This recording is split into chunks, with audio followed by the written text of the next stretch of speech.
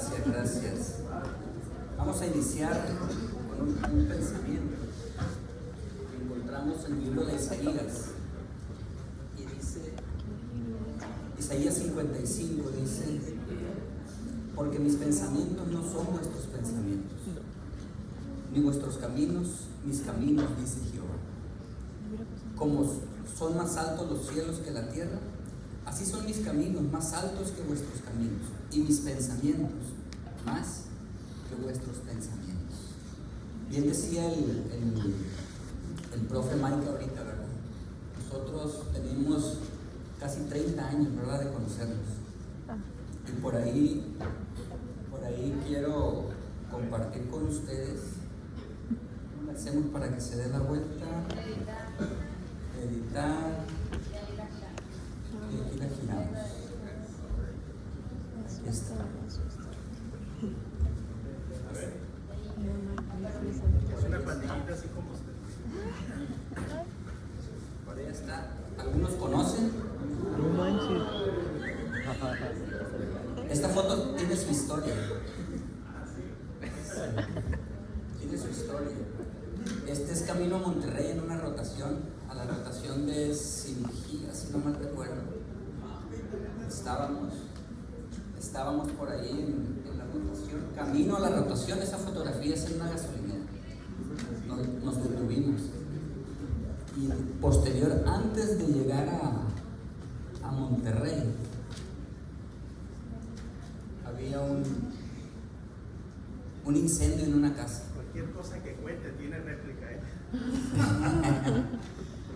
Había un incendio al llegar a Monterrey, la ciudad, a mano derecha. Y resulta de que íbamos en un carro, el carro del profe Mike. Quítale el profe. Ok, del Mike. Entonces, y en eso íbamos entrando, vimos el incendio. Y de repente llegamos y Mike dijo, oigan, pues hay que ayudar. Estaba el incendio quemándose una casa. Entonces, pues él iba manejando, yo le decía, vamos a llegar tarde. Entonces, cada uno de nosotros tiene sus virtudes, y Mike es la de ayudar, la de servir. Entonces él dijo, no, vamos a ayudar. Nos paramos, corrimos hacia la casa que se estaba incendiando. Y en eso yo les decía, un poco precavido, posiblemente miedoso. Les decía, no hombre, o sea, va a explotar eso, tengan cuidado. Y yo diciéndoles, y ellos corriendo se bajaron del carro, todos esos amigos.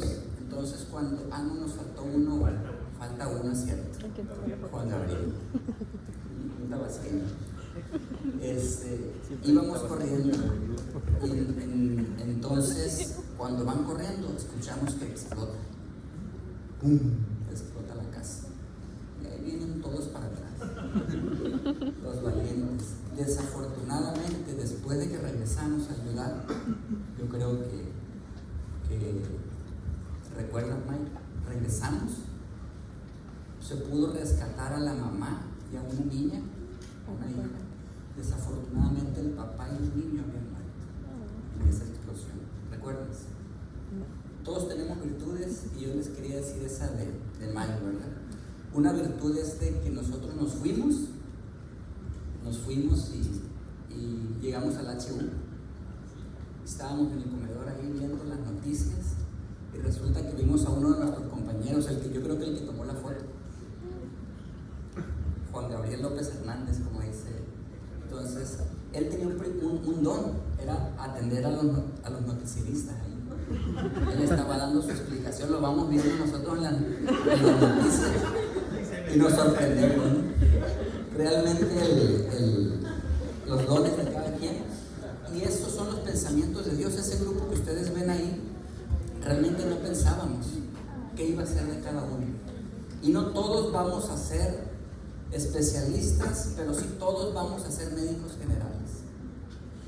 No todos vamos a hacer lo que queremos, pero sí todos vamos a hacer lo que Dios quiere. Y ese es el pensamiento que les quiero dejar. Después de 30 años, como decía Mike, podemos ver los frutos y las bendiciones de Dios. No se desanimen. Unos van a graduar primero, otros van a graduar después, pero todos al fin de cuentas van a graduar. Entonces pueden estar seguros de que Dios está con ustedes. Vamos a iniciar la clase. Quiero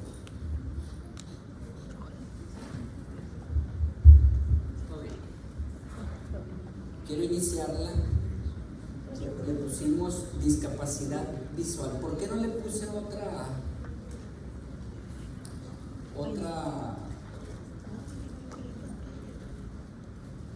otro nombre? Si es la clase de retinopatía diabética y retinopatía hipertensiva. Ustedes saben que la retinopatía diabética es la principal causa de ceguera irreversible. Ojo con eso, porque la ceguera la dividimos en reversible y en irreversible. La ceguera reversible es aquella que la quitas y el paciente ya puede volver a ver. Por ejemplo, la principal causa es la catarata.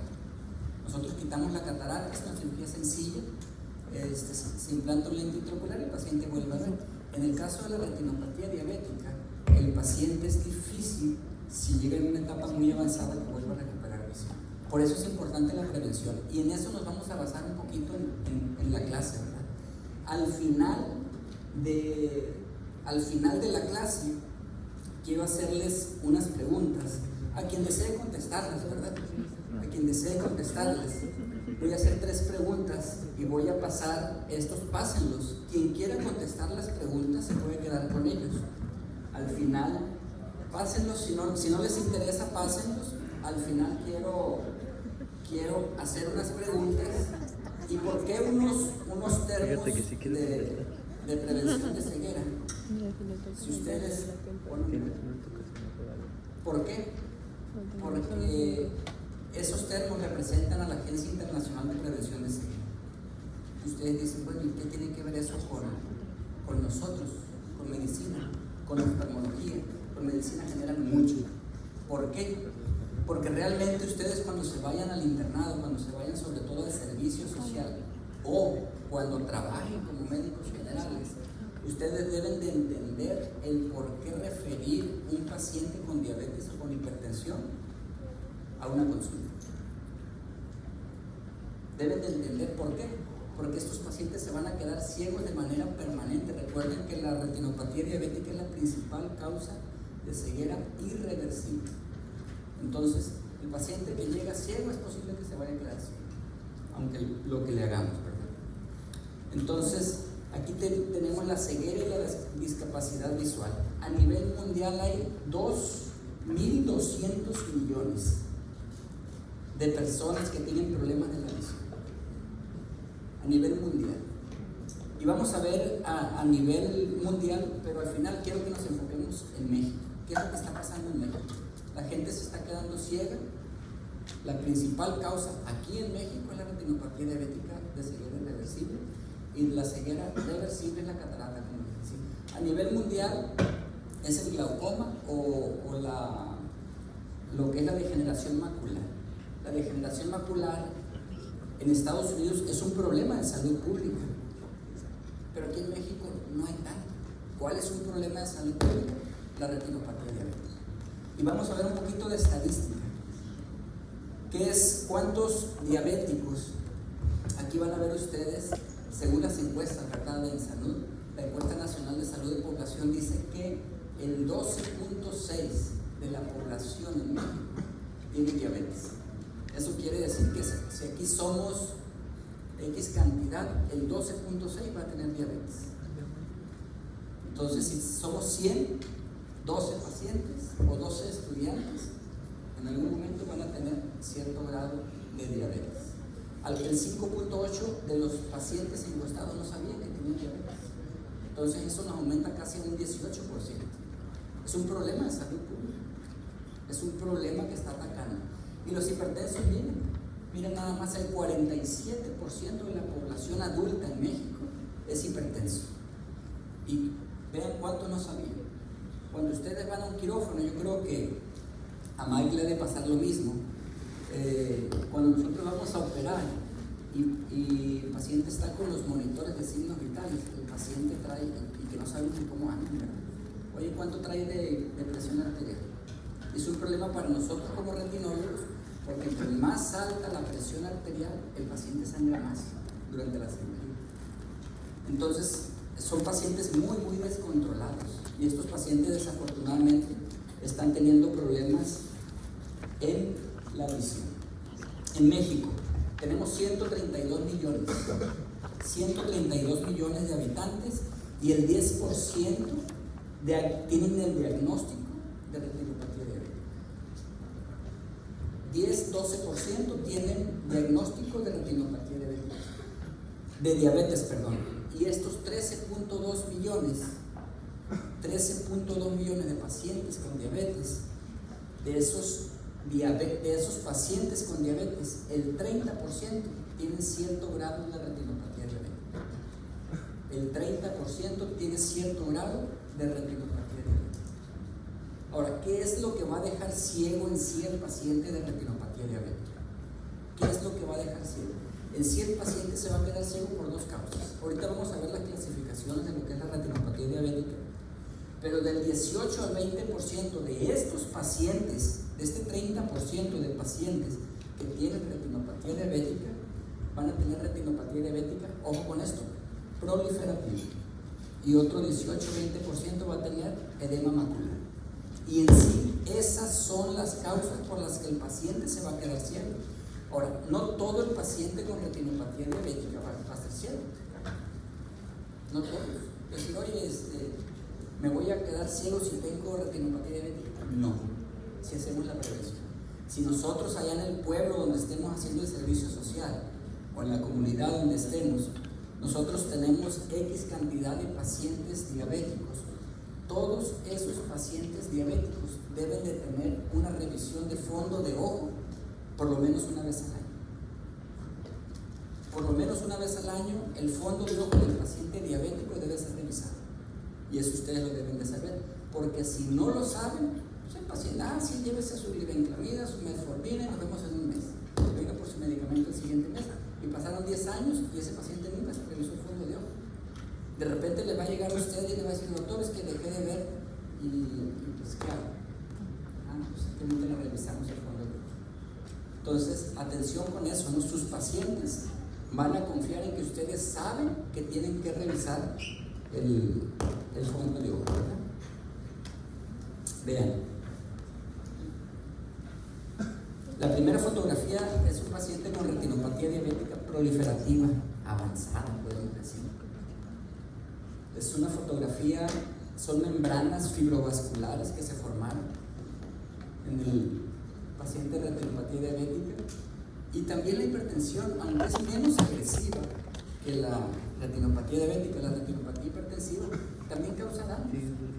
También causa ciertos estragos en la retina. Y vamos a ir viendo ahorita qué es lo que pasa, ¿verdad?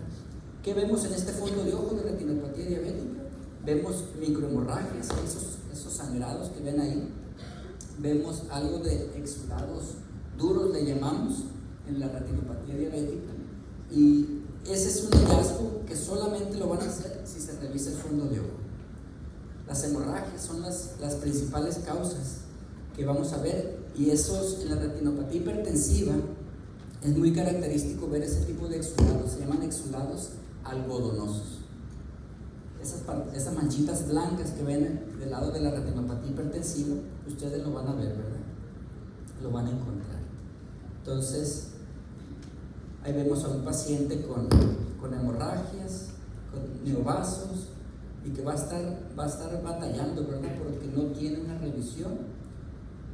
Exudados algodonosos en un paciente con retinopatía hipertensiva, cambios vasculares, todo eso lo van a observar en la retinopatía hipertensiva. Ese es un paciente o un fondo de ojo, una fotografía de un paciente sano. ¿Qué deben de ver ustedes? ¿Qué deben de identificar en un fondo de ojo? Cuando ustedes entran, lo primero que van a ver ahí en el nervio, eso que parece solecito, es el nervio óptico. Entonces, lo que vamos a ver es su excavación, su coloración, si tiene neovasos, si tiene vasculatura. El aspecto, vamos a ver lo que es el color del fondo. Vean un color anaranjadito, bonito. Si hay lesiones o si no hay lesiones. En el nervio óptico, su coloración, los bordes, los vasos, cómo es que salen en la excavación, el calibre de las venas, la relación arteria-vena, el trayecto, en la mácula, que es la parte central, allá donde está la flecha, y la parte más central todavía encontramos la fóvea. Cuando esa parte se daña en la retina, se pierde la visión. Es la parte más valiosa para nosotros como retinólogos. Nosotros podemos, vamos a decir, le llamamos un mal necesario. Cuando hacemos el láser, la fotocoagulación para prevenir pérdida visual, quemamos toda la retina periférica, pero concentramos toda la visión en la mácula, la fóvea. Esa parte es muy valiosa para el paciente porque al fin de cuentas es con la que vemos. Entonces, esa es la parte que nos interesa que el paciente pueda tener, ¿verdad? Pueda tener claro qué es lo que tiene que ver. La retina es como, si le queremos ver, tiene 10 capas, vamos a decir que es como una cebollita, tiene 10 capas. Entonces, esas capas ustedes se las tienen que saber. ¿Por qué? Porque dependiendo la capa, dependiendo el nivel, va a ser la patología, va a ser dónde se encuentran los exudados, dónde se encuentran las hemorragias, dónde se encuentran diferentes alteraciones, ¿no? Y hay 10 capas, se las vamos a mencionar para que las tengan nada más ahí. Viendo de la coroides, de la parte más profunda, es el epitelio pigmentado de la retina, ¿verdad? Luego viene la capa de fotorreceptores, la membrana limitante, la capa nuclear, y hay una capa plexiforme externa, la nuclear interna, y la capa plexiforme interna, la capa de células ganglionares y la membrana limitante interna. Dependiendo cada una de esas capas que esté afectada, va a ser la patología que ustedes van a poder diagnosticar. Pero esto ya es un poquito más profundo para los que van a ser oftalmólogos o retinólogos. ¿Cuántos oftalmólogos hay aquí? ¿Una? ¿Dos? ¿Tres? Tres. Entonces, hay poquitos. ¿Saben? Bueno, esa es otra historia. Yo quería ser ginecólogo. Entonces, pero no hacemos, como dice, lo que nosotros queremos, sino los pensamientos de Dios. Entonces, realmente ahorita pueden decir, es que yo quiero ser traumatólogo. ¿Cuántos traumatólogos hay aquí?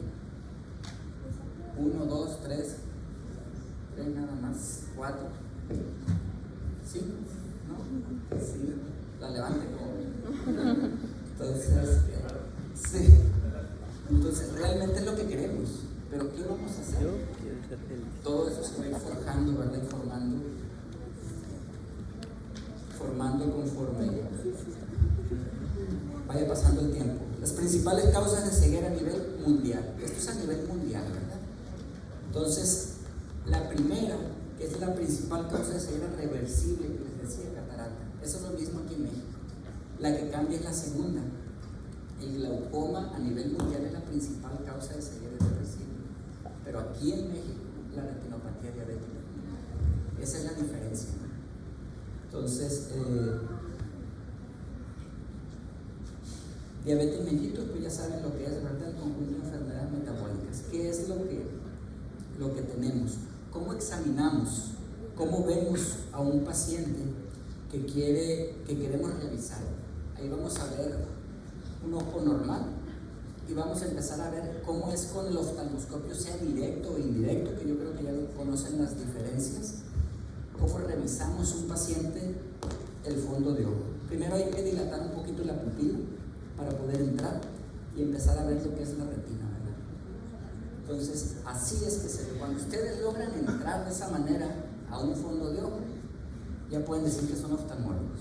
No es fácil, pero sí se puede.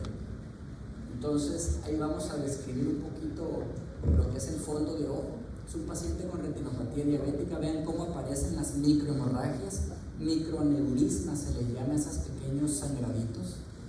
Y eso que está creciendo, que se está desarrollando, es algo que pasa en la retinopatía diabética. Se llaman neovasos. Sí, en la retinopatía diabética principalmente.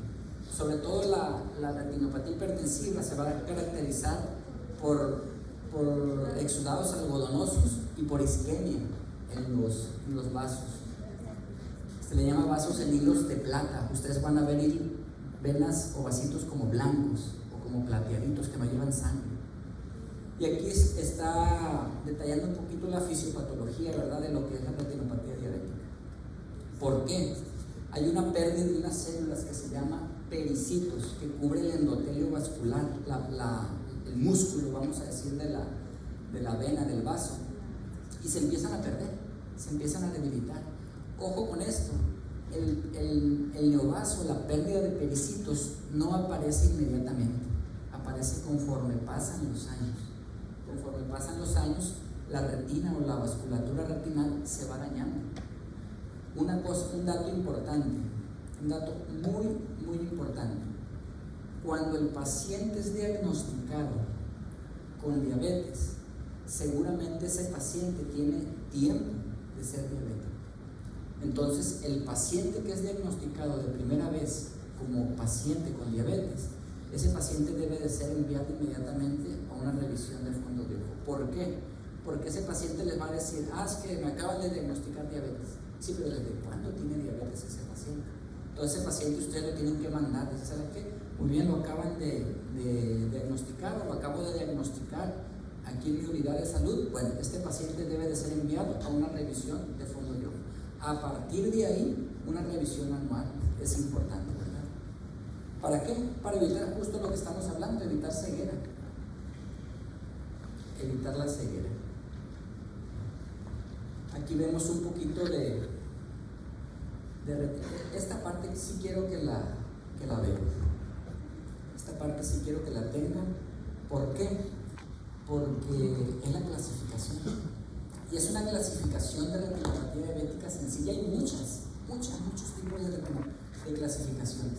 Pero quiero que tengan esta parte porque aquí es donde ustedes se pueden concentrar en decir, bueno, este paciente tiene retinopatía diabética no proliferativa. La vamos a dividir sencilla, no proliferativa y proliferativa. Bueno, si es no proliferativa, ¿qué tipo de no proliferativa es? Leve, moderada o severa. Y vienen las características o la interpretación, por qué es leve, por qué es moderada y por qué es severa. Esta parte, esta clasificación sí es importante que la tengamos. Y si es proliferativa temprana y si es proliferativa de alto riesgo. ¿Por qué es de alto riesgo? De alto riesgo es cuando el paciente inmediatamente necesita una atención, porque el paciente está sangrando, los neovasos están haciendo de las suyas ahí, y esa es la diferencia. Bueno, entonces, a grandes rasgos, ¿cuál es la diferencia entre proliferativa y no proliferativa? Los neovasos. Y si ustedes ven neovasos o vasos que no son normales, ese paciente, ¿sabes qué? Necesita atención. ¿Cuál es el tratamiento actual de la retinopatía diabética? Decíamos que las dos principales causas de la pérdida visual o la baja visión va a ser edema macular y va a ser la retinopatía diabética proliferativa. Esas son las dos principales causas de baja visión en el paciente con retinopatía diabética. ¿Cuáles son los tratamientos? ¿Cómo vamos a evitar que ese paciente se quede ciego? Los tratamientos actuales, y aunque el láser, la panfotocoagulación que le decimos, tiene mucho tiempo que se usa, sigue siendo o sigue estando en uso. Yo creo que va a continuar porque es el que más resultado a largo plazo tiene, resultado positivo. Ahora, ¿qué es lo nuevo? Hay algo que nosotros llamamos antiangiogénicos. Son los medicamentos que se aplican directamente en el ojito, una inyección que ustedes, que el oftalmólogo deposita, y ese medicamento ayuda a evitar, como dice la palabra, evitar que los nuevos vasos crezcan o se desarrollen. Esos vasos o neovasos son de mala calidad, no tienen la fortaleza de un vaso normal en su musculatura y son los vasitos que sangran. Bueno, esos vasos los eliminamos con esos medicamentos que se llaman antiangiogénicos, para que no se les olvide. Tratamiento para la retinopatía diabética proliferativa: láser argón o panfotocoagulación y tenemos también el antiangiogénico, dependiendo del grado. Ahora, ¿qué hacemos con la retinopatía diabética leve? Observación. Retinopatía diabética moderada, observación. Control metabólico. Aquí es importante que ustedes sean no nada más médicos, porque no todo el tiempo van a tener la fortuna de tener un nutriólogo a su lado, a menos que se casen con ella, ¿no? Con él. Entonces, pero normalmente ustedes van a tener que hacer parte de nutrición también. La clave del control metabólico, y eso ya lo saben, lo han escuchado yo creo en muchas clases, es el control metabólico para el paciente con diabetes y el ejercicio. Hay un estudio que se realiza mucho, yo creo que ustedes en la introducción a la clínica, en todo eso lo han revisado. Hay un estudio que se realiza, no es revisar al paciente cuando llega con nosotros, cuando llegue con ustedes, no nada más es revisar, decirle, ok, tiene diabetes, hacerle su dextrosis o que me traiga su glucosa en sangre y saber. No, al paciente hay que verlo como un todo y poder estudiar un poquito. Hay 3 órganos diana que hay que revisar en un paciente diabético. ¿Lo recuerdan? 3. ¿Cuál? El ojo, claro. El ojo. El pie. ¿A cuánto les ha tocado ver un pie diabético en sus rotaciones? Bueno, es por la diabetes. Entonces, poquito a poco van a ir entendiendo por qué la prevención, por qué debemos de prevenir, porque esos pacientes desde que entran a la habitación, ustedes dicen, este paciente, desde el olor se dan cuenta. Entonces, prevención. Pies, ojo, ¿y cuál es el tercero? Muy importante, ¿cuál? El riñón. Y podemos decir que el corazón es cuarto, pero los más importantes en afectaciones, no es que el corazón no es importante, es muy importante, pero a nivel de afectación el riñón es tremendo. Los grandes estragos que hace la diabetes lo van a ver en el ojo, en el pie y en el riñón. El paciente hay que verlo como un todo. Somos médicos generales, médicos en formación. Cuando ustedes reciban a un paciente con diabetes, a revisarle los pies, si saben revisar el fondo de ojo y hacerle una química sanguínea, saber cómo está el funcionamiento renal también. Además de eso, cuando el paciente llega y les dice, doctor, yo tengo retinopatía diabética y me han dado láser. Ok, entonces es posible que tenga una afectación renal también. Hay que mandarlo a revisión, por lo menos con el médico internista. Si hay un nefrólogo, si hay alguien experto en renal, pues también, ¿verdad? Hay un estudio que se usa poco, pero que ha crecido su uso, es la hemoglobina glucosilada. El paciente llega y les dice, doctor, yo estoy bien, traigo 100 de glucosa, traigo 90 y siempre salgo en eso. Ah, sí, entonces tráigame este estudio. Y resulta que el paciente le trae el estudio, hemoglobina glucosilada 8.5. Entonces, ¿cómo es que andan haciendo? Muchos de los pacientes, inclusive nosotros lo podemos hacer, es de que un día antes no cenamos, porque mañana me voy a hacer estudios, o un día antes comemos light, porque al día siguiente no voy a comer grasa para ver cómo me sale el colesterol, y resulta que al día siguiente voy al estudio y el paciente dice, salí 90, sí, pues salí 90, pero realmente cómo es que estaba. Hay que pedirle a todo paciente diabético hemoglobina glucosilada. Eso es parte de su control, ¿no? ¿Preguntas? ¿Dudas hasta aquí?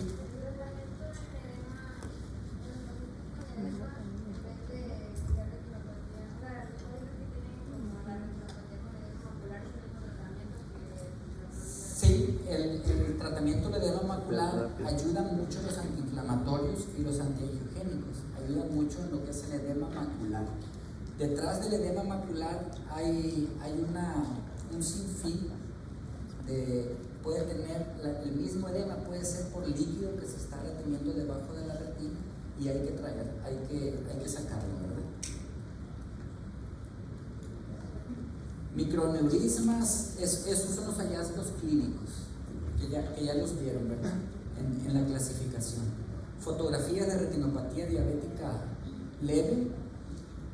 ¿Qué diferencia hay? Hay unas fotografías que ustedes están viendo, unas a color y otras como, oye, esas son como blanco y negro. Realmente es un estudio que se les hace. Y ahorita vamos a ver el tipo de estudio que se le hace a este tipo de pacientes. Ese estudio se llama fluorangiografía o angiografía, algunos les dicen, ¿verdad? Entonces cualquiera de las dos respuestas es buena. Entonces, aquí quiero que vean un paciente con láser, dice retina panfoto coagulada. Así queda un paciente en la fotografía de la esquina. Esos spots, esos puntos, es el láser que se le dio. Es un paciente que se le acaba de dar láser, así queda. Pero en los pacientes, en las fotografías de abajo, ese láser como cicatriz ya. Así es como lo van a ver, ¿verdad? Entonces, para que vean un poquito, retinopatía diabética proliferativa es un paciente ya con miovasos. Vean, observen es importante esas fotografías, microhemorragias, una foto grande, exudados, esos puntos amarillitos. Allá sobre el nervio óptico, vamos a decir, es un penacho de neovasos. Son neovasos, son vasitos, es una unión de vasos nuevos que están sobre el nervio óptico y es muy común encontrarlos a nivel del nervio óptico, los neovasos, es muy muy común. Entonces esa parte o esas fotografías ustedes las deben de tener. Se me olvidó preguntarle, aquí debe haber mucho ginecólogo, porque traumatólogos no hay, cirujanos casi no hay. ¿Qué hay más? ¿Dermatólogos?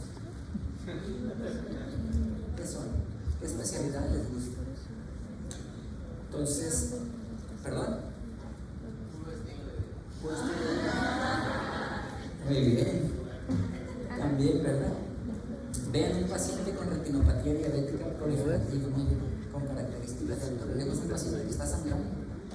Ese paciente va a perder la vista, porque esa es una fotografía de un paciente que ya está sangrando por dentro. Y esa fotografía es muy típica en un paciente con retinopatía diabética avanzada. Vean esos casos. Justo esos casos, muchos de ellos son los que nos llegan a la consulta. Son casos muy avanzados. En la fotografía del lado izquierdo ven una membrana alrededor. Quitar esas membranas durante el acto quirúrgico es un reto. Esas membranas se están desprendiendo la retina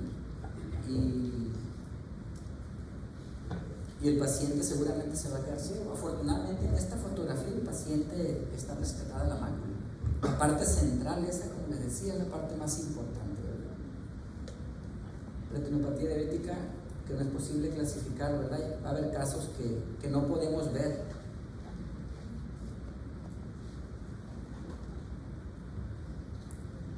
Aquí vamos a ver lo que hacemos en un estudio, en una angiografía para diagnosticar los neovasos. En ocasiones nosotros no vamos a poder ver, oye, ¿qué es lo que está pasando?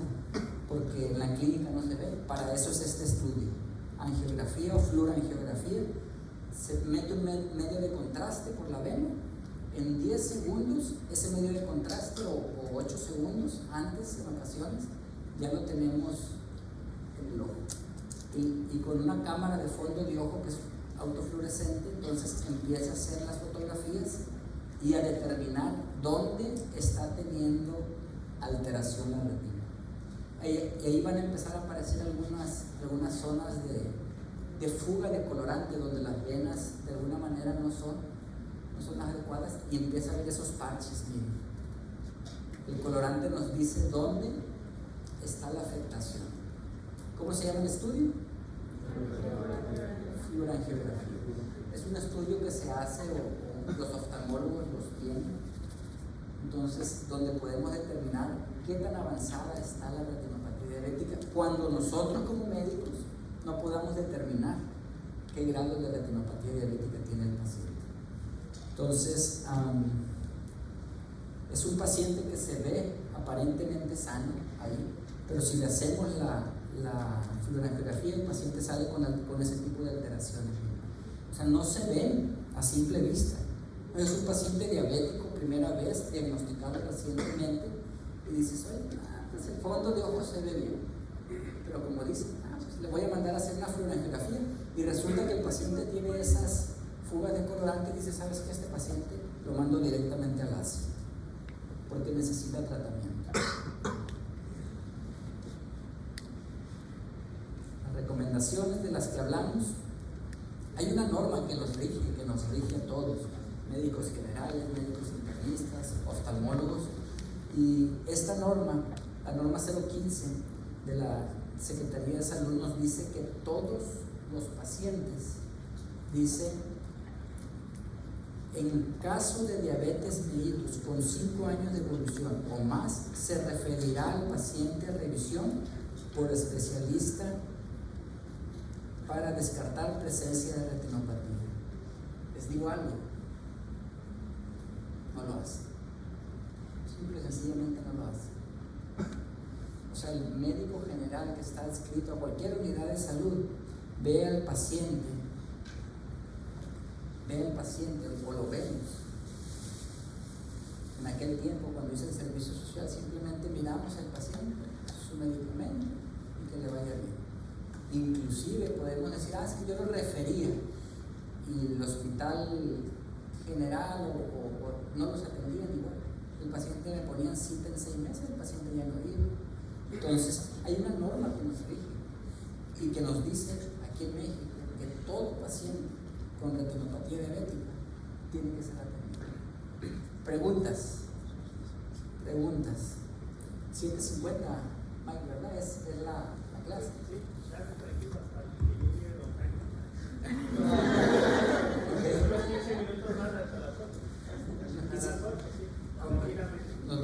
Nos vamos a una clase nueva.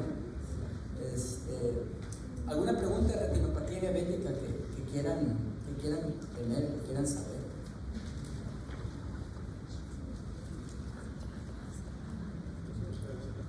¿No hay preguntas? Yo se las hago entonces. Adelante.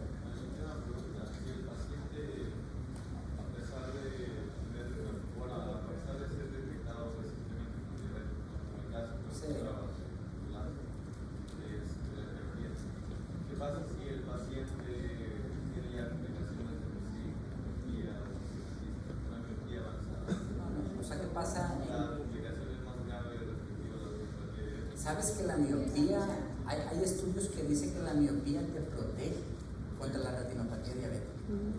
Sí.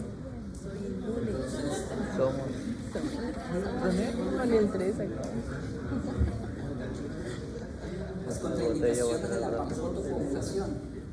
Contraindicaciones. Realmente si el paciente lo necesita, hay que darle.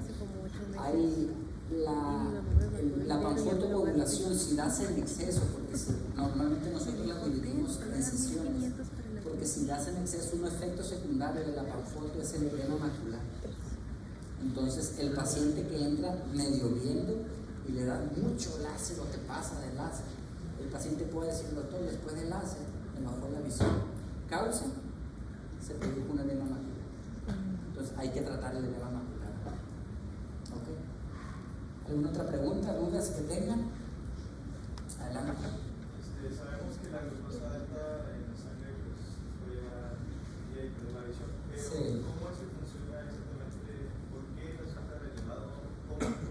He leído que es por una glicosilación enzimática, pero más o menos no sé cómo lo explicaría. Sí, hay unas células que les decía ahorita que cubren el endotelio vascular, la musculatura de las venas.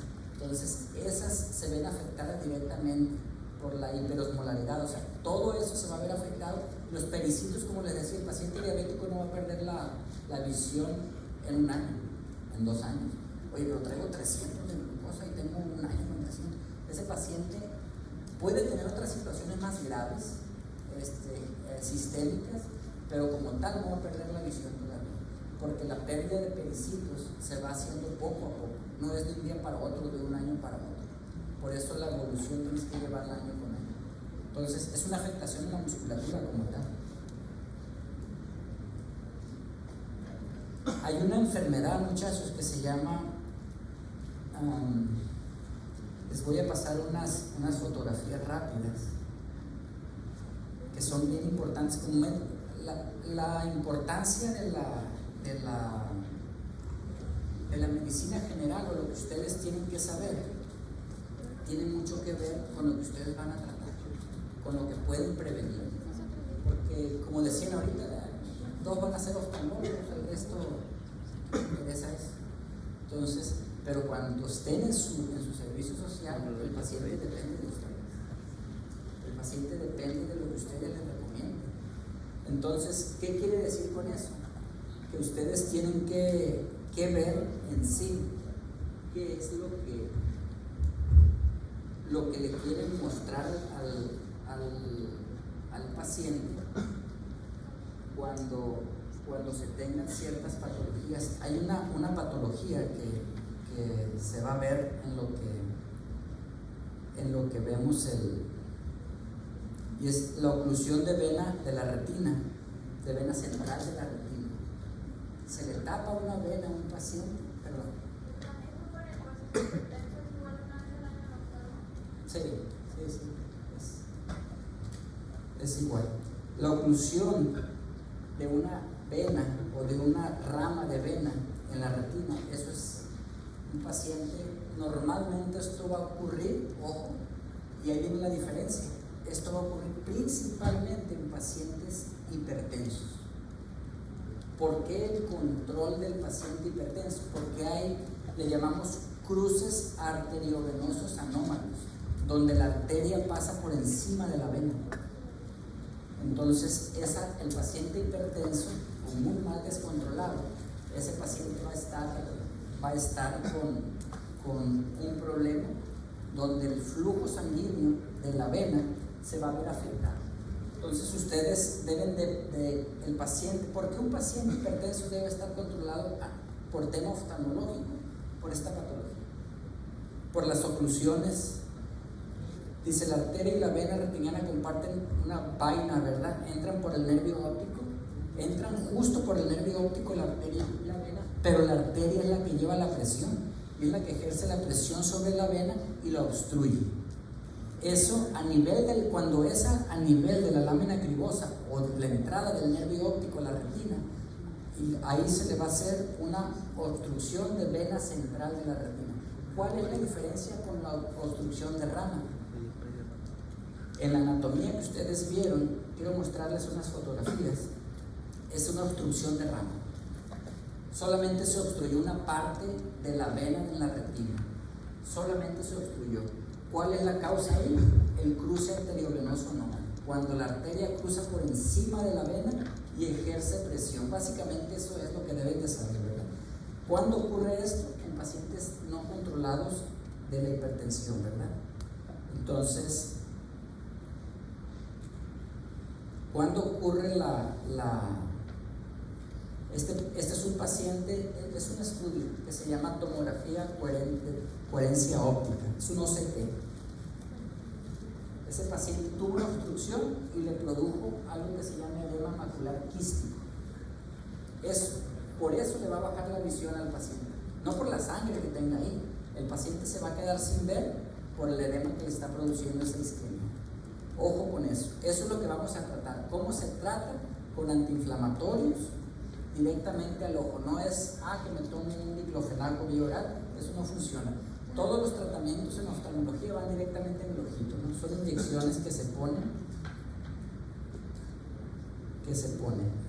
Ahí está el mismo paciente con la obstrucción, pero se le dio láser. Ese paciente estaba produciendo isquemia y se le dio esos puntitos que ven ahí, ese láser, ¿no? Eso es lo que ustedes van a ver. El edema macular que ustedes ven ahí. El tratamiento es un implante de dexametasona. Sí es dexametasona lo que se pone, pero es un implante directamente que va en el ojo, ¿no? Entonces, son productos antiangiogénicos, también funcionan, porque justo esta isquemia nos va a producir los neovasos, la producción de neovasos, ¿verdad? Para el edema macular. Recuerda que la obstrucción como tal, la causa de baja visión va a ser el edema macular. Esa va a ser. Entonces, eso es lo que tenemos que tratar. En las obstrucciones son dos cosas que tratamos, muchachos. Los antiangiogénicos, que es para evitar los neovasos, y la otra parte que es los esteroides para evitar el edema macular. Preguntas, dudas antes de que yo les haga las preguntas. ¿Quién se quedó con los términos? ¿Quién quiere contestar? Ok. ¿Quieres traducción en el quiz? ¿Quién? Ayúdame. Ok, vamos a en retinopatía diabética. Pregunta básica. ¿De qué quieres? Empezar con L.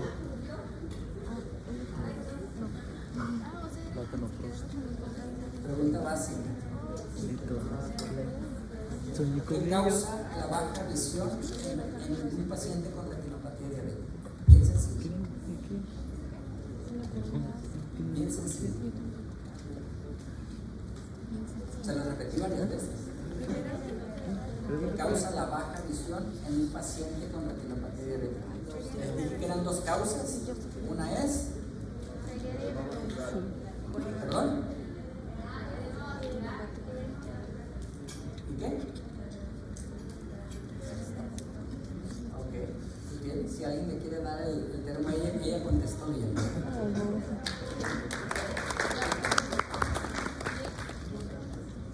¿Alguien más que quiere otra pregunta? A ver, la pregunta la vamos a hacer los tratamientos. Dímelo para retinopatía diabética no proliferativa y el tratamiento para retinopatía diabética proliferativa.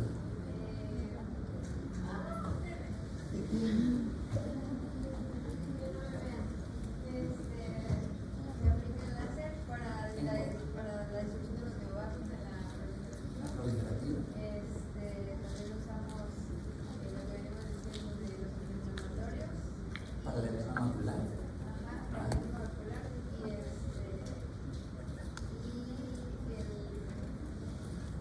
Para la no. Muy bien, todo eso es para la proliferativa, para donde hay neovasos, donde hay edema macular. Ahora, ¿cuál es el tratamiento para la no proliferativa?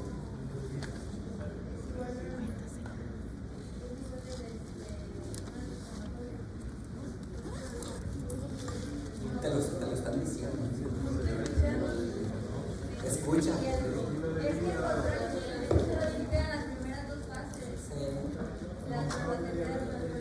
acuerdas? La glucosa, estilo de vida, control metabólico, ¿verdad? Muy bien. Sí, también lo tienes que combinar, porque el paciente debe estar controlado, ¿verdad? ¿Ok? ¿Alguien más? ¿Queda uno por ahí? ¿Alguien lo debe tener? ¿Aquí o qué? ¿Quién tiene el tercero? Por ahí debe estar. Somos puros analistas.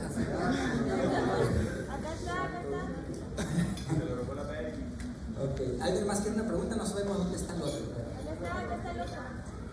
La pregunta es para las oclusiones vasculares. Oclusiones vasculares. ¿Para ti la pregunta? Okay. En oclusiones vasculares hay dos tipos de oclusiones de vena. Bien sencillo. ¿Oclusión de qué? ¿Y de qué la otra? ¿De rama? ¿Y la otra? De vena. ¿Alguien más se la sabe? A ver.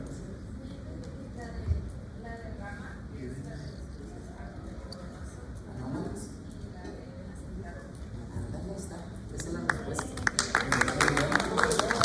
Muchas gracias. Muchas gracias. Que sea de bendición lo que escucharon. No se vayan. Vamos a orar. Sí, hay que cantar cumpleaños feliz. Qué bueno que sean buenos para las fiestas. Nacho, Horacio, gracias. Qué simplificación de los conceptos, muy bien aterrizados. Gracias. Así era la escuela. Y me gusta pensar en esto, ahorita reflexionaba en eso, Nacho, porque hemos crecido, pero la esencia se mantiene. Eso va a ocurrir cuando vayamos a ser. Vamos a ser transformados, pero la esencia se mantiene. Vamos a cantar cumpleaños feliz, cumpleañeros. Vénganse donde están. 1, 2.